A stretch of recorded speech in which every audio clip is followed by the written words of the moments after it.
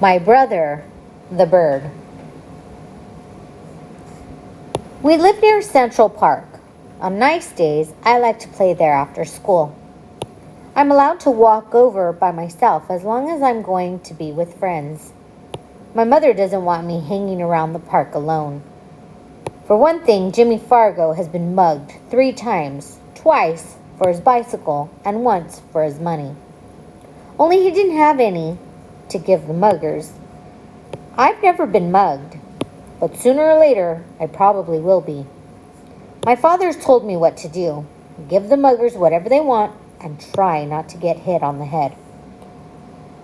Sometimes after you're mugged, you get to go to police headquarters. You look at a bunch of pictures of crooks to see if you can recognize the guys that mugged you. I think it would be neat to look at all those pictures. It's not that I want to get mugged because that could be really scary. It's just that Jimmy Fargo's always talking about his visit to police headquarters. My father got mugged once in a subway by 2 girls and a guy. They took his wallet and his briefcase. He still travels around by subways, but my mother doesn't. She sticks to buses and taxis. Both my mother and my father are always warning me never to talk to strangers in the park because a lot of dope pushers hang around there. But taking dope is even dumber than smoking, so nobody's going to hook me. We live on the west side of the park. If I want to go to the zoo and the pony carts, I have to walk all the way through to the east side. Sometimes my mother walks across the park with Fudge. He likes the animals a lot, especially the monkeys. He also likes the helium-filled balloons. But as soon as my mother buys him one, he lets it go. I think he likes to see it float up in the sky. My mother says that's a waste of money, and she's not going to buy him any more balloons until he promises not to let go. On Sundays, the park is closed to traffic, and you can ride your bicycle all over without worrying about being run down by some crazy driver. Even Fudge can ride. He has a little blue toddle bike, a present from my father's client. And when he's riding, he makes motorcycle noises. Vroom, vroom, vroom, he yells. In the fall, the leaves turn darker and drop off the trees. Sometimes there are big leaf piles on the ground. It's fun to jump around in them. I never saw bright red, yellow, and orange leaves until the day my father took us for a drive in the country. The reason the leaves don't turn bright colors in New York is the air pollution. And that's too bad because yellow and orange and red leaves really look neat.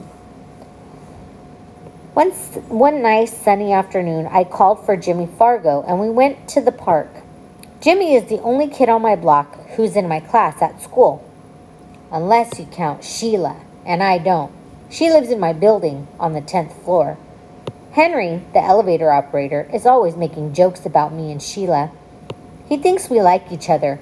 The truth is, I can't stand her. She's a real know-it-all, but I've discovered that most girls are. The worst thing about Sheila is the way she's always trying to touch me. And when she does, she yells, "Peter's got the cooties. Peter's got cooties." I don't believe in cooties anymore. When I was in 2nd grade, I used to examine myself to see if I had them, but I never found any. By 4th grade, most kids give up on cooties, but not Sheila. She's still going strong, so I have to keep a safe distance from her. My mother thinks Sheila is the greatest. She's so smart, my mother says, and someday she's going to be a real beauty. Now that's the funniest because Sheila looks a lot like the monkeys that Fudge is so crazy about. So maybe she'll look beautiful to some ape, but never to me. Me and Jimmy have this special group of rocks where we like to play when we're in the park. We play secret agent up there. Jimmy can imitate all kinds of foreign accents, probably because his father is a part-time actor. When he's not acting, he teaches a class at City College. Today when we got to our rocks, who should be perched up there but Sheila? She was pretending to read a book, but I think she was just waiting for me and Jimmy. to find out what she'd do when we found to find out what we'd do when we found her on our own personal rocks. "Hey, Sheila," I said, "those are our rocks." "Says who?" she asked. "Come on, Sheila," Jimmy said, climbing up. "You know me and Peter hang out here." "Too bad for you," Sheila said. "Oh, Sheila," I shouted, "go and find yourself another rock." "I like this one," she said, as if she owned the park. "So why don't you two go find another rock?" Just then, who should come tearing down the path but Fudge. My mother was right behind him, hollering, "Fudgy, wait for Mommy." But when Fudge gets going, he doesn't wait for anybody. He was after some pigeons. "Birdie, here, Birdie," he called. That brother of mine loves birds. But he can't get it through his head that the birds aren't about to let him catch them. "Hi, Mom," I said. My mother stopped running. "Peter, am I glad to see you. I can't keep up with Fudge." "Mrs. Hatcher, Mrs. Hatcher," Sheila called, scrambling down from our rock. "I'll watch Fudge for you. I'll take very good care of him." "Can I, Mrs. Hatcher? Oh, please." Sheila jumped up and down and begged some more. Jimmy gave me an elbow in the ribs. He thought that my mother would let Sheila watch Fudge, and then we'd be rid of her. We'd be free to play secret agent. But Jimmy didn't know that my mother would never trust Sheila with her dear little boy. Fudge, in the meantime, was screaming, "Come back, birdies! Come back to Fudgy!" Then my mother did a strange thing. She checked her watch and said, "You know, I do have to run back to the apartment. I forgot to turn on the oven. Do you really think you could keep an eye on Fudge for just 10 minutes? "Of course I can, Mrs. Hatcher," Sheila said. "I know all about babysitting from my sister." Sheila's sister Libby is in the 7th grade. She's about as beautiful as Sheila. The only difference is she's bigger. My mother hesitated. "I don't know," she said. "I've never left Fudge before." She looked at me. "Peter?" "What?" "Will you and Jimmy help Sheila watch Fudge while I run home for a minute?" "Oh, Mom, do we have to?" "Please, Peter, I'll be right back. I'll feel better if all 3 of you are watching him." "What did you say?" I asked Jimmy. "Oh, what do you say?" I asked Jimmy. "Sure," he answered. "Why not?" "But I'm in charge of Fudgy, aren't I?" Sheila asked my mother. "Well, I guess so," my mother said to Sheila. "You probably do know more about babysitting. Why don't you all take Fudge over to the playground? Then I'll know where to find you." "Swell, Mrs. Hatcher," Sheila said. "Don't you worry, Fudgy will be just fine." My mother turned to Fudge. "Now you be a good boy for 10 minutes. Mommy will be right back, okay?" "Good boy," Fudgy said. "Good, good, good." As soon as my mother was gone, Fudge took off. "Can't catch me," he hollered. "Can't catch Fudgy." "Go get him, Sheila," I said. "You're in charge, remember?" Me and Jimmy horsed around while Sheila ran after Fudge. When she caught him, we decided we better go to the playground, like my mother said. It was a lot easier to keep an eye on him in a smaller place. Anyway, Fudge likes to climb on the jungle gym, and that way he can't get lost. As soon as we got to the playground, Sheila started chasing me. "Peter's got the cooties! Peter's got the cooties!" she yelled. "Cut that out," I said. So she chased Jimmy. "Jimmy's got the cooties! Jimmy's got the cooties!" Me and Jimmy decided to fight back. So what if she's a girl? She started it. We grabbed her by the arms. She squirmed and tried to get away from us, but we wouldn't let go. We hollered really loud. "Sheila's got the cooties! Sheila's got the cooties!" All 3 of us were so busy fooling around that we didn't notice Fudge up on the jungle gym until he called, "Pita! Pita!" That's how he says my name. "What?" I asked. See, see? Fudge flapped his arms around. Fudgy's a birdie! Fudgy's a birdie! Fly, birdie, fly! That crazy kid, I thought, running to the jungle gym with Jimmy and Sheila right behind me. But it was too late. Fudge already found out he didn't have wings. He fell to the ground. He was screaming and crying, and his face was a mess of blood. I couldn't even tell where the blood was coming from at first. Then Jimmy handed me his handkerchief. I don't know how clean it was, but it was better than nothing. I mopped some blood off Fudge's face. Sheila cried, It wasn't my fault. Honest, it wasn't. Oh, shut up, I told her. He's really a mess, Jimmy said, inspecting Fudge, and his teeth are gone too. What are you talking about? I asked Jimmy. Look in his mouth, Jimmy said. Now while he's screaming. See? He's got a big space where he used to have his front teeth. Oh no, Sheila screamed. He's right. Fudge's teeth are gone. Fudge stopped crying for a minute. All gone? He asked.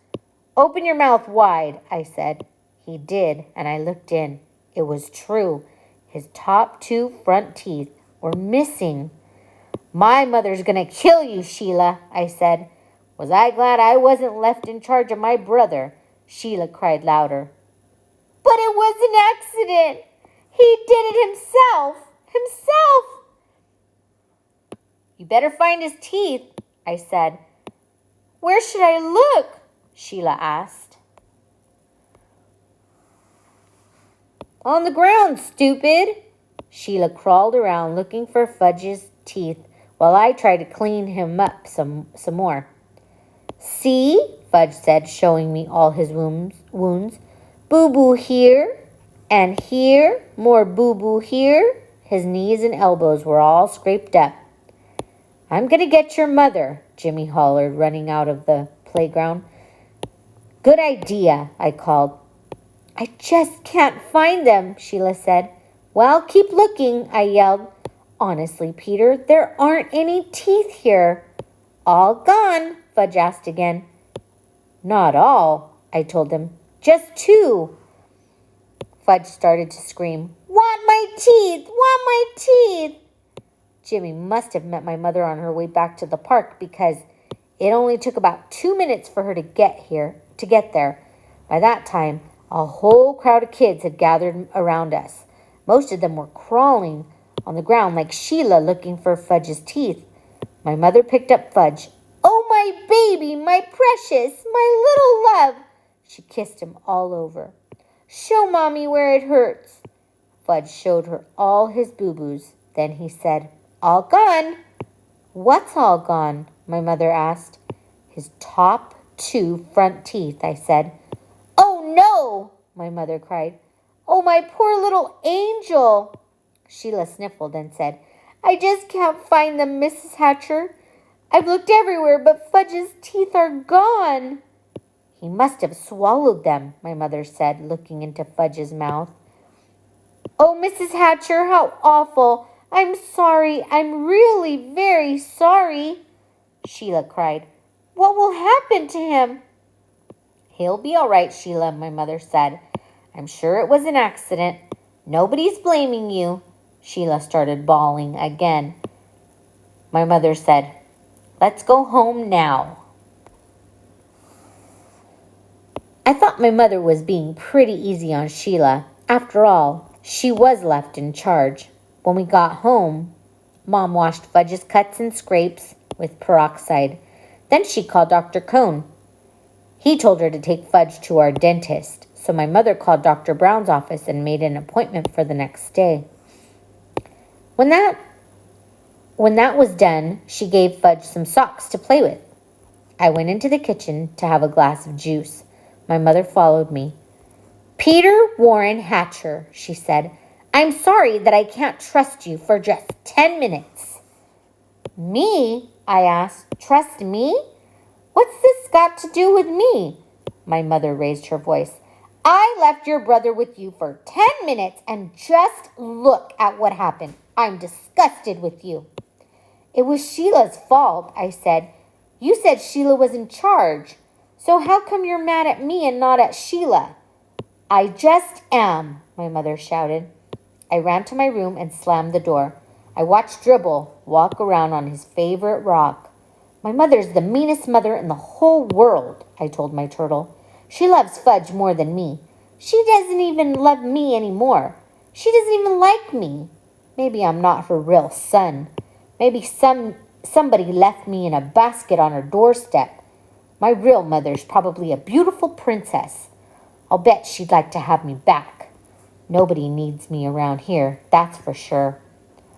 I didn't eat much supper that night. I had a lot of trouble falling asleep. The next morning, my mother came into my room and sat down on my bed. I didn't look at her. Peter, she said.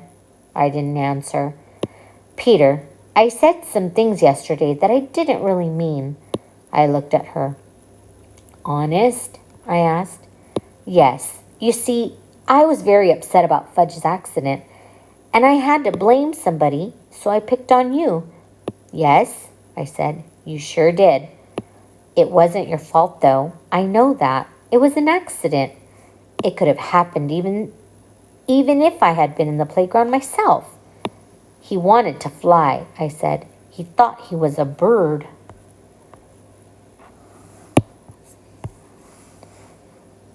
I don't think he'll try to fly again, my mother said. Me neither, I told her. Then we both laughed, and I knew she was my real mother after all.